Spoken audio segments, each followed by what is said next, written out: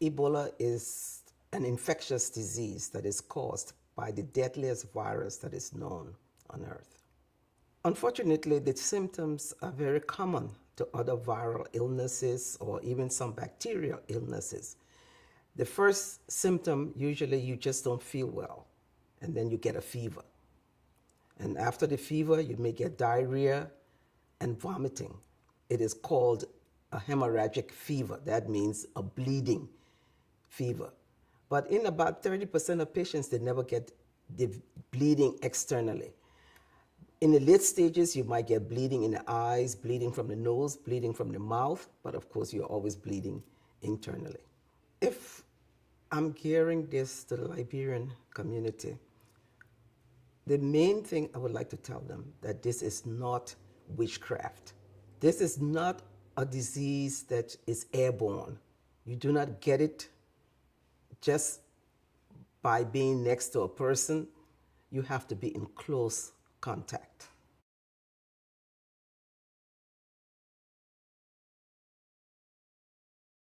This disease can be confusing. Why? Because there are many other diseases that can present the same way, with fever, with diarrhea, with vomiting, with just not feeling well. With bleeding also, Lassa fever does that. Malaria does that. Measles does the same thing.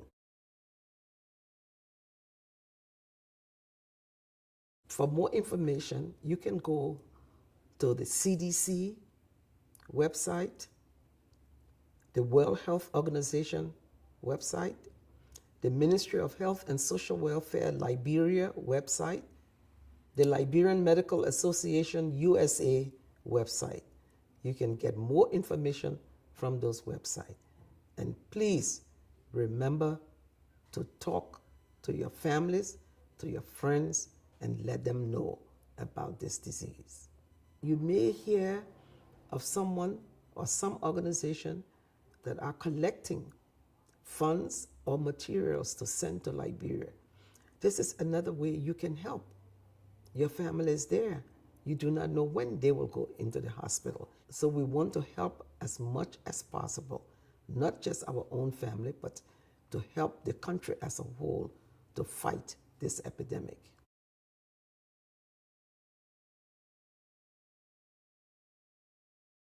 The one most important thing is to learn as much as you can about the disease and not to keep it secret, to make sure that you inform the healthcare facilities if there is any suspicion of anyone having the disease.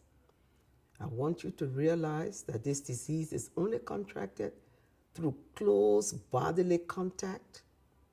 It is not witchcraft, and it is not given to you by the healthcare workers. The healthcare workers are around to save you, to protect you, but also they have to be protected.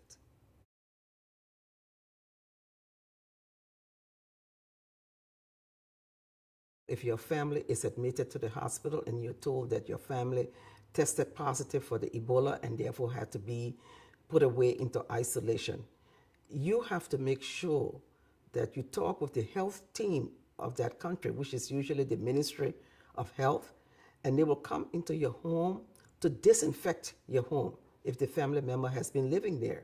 So you have to have your chlorine and any type of disinfectant. They have to clean the toilet, the kitchen, the bedrooms, everywhere that person has been. Also, which sometimes does not sit well with the family members, you have to be put in quarantine to protect you and to protect other people, because now you are being considered as a contact. You have been in contact with someone who is infected. The incubation period for this virus is 2 to 21 days. That means from the time you are in contact with someone to the time you develop symptoms can be anywhere from 2 to 21 days. You are not infective until you develop symptoms. So just because you've been in contact with a member, we cannot test you at that time. But if you started feeling sick or you develop fever, and usually it's about 48 hours after you develop fever before your test is positive. So this is why we keep you in quarantine, keep you away from anyone else, and also that if you develop symptoms, we test you, and if you are positive, we send you right away to the isolation or the treatment center so you can start getting treatment. I know when I say treatment, you say, well, there's no treatment for this virus. No, there isn't. But what we do is to give you supportive measures, which is a lot of fluids, vitamins, and also this virus attacks your immune system. That means that you're more susceptible, or it's easier for you to get infections from other diseases that are caused by bacteria. So we may have to also put you on antibiotics.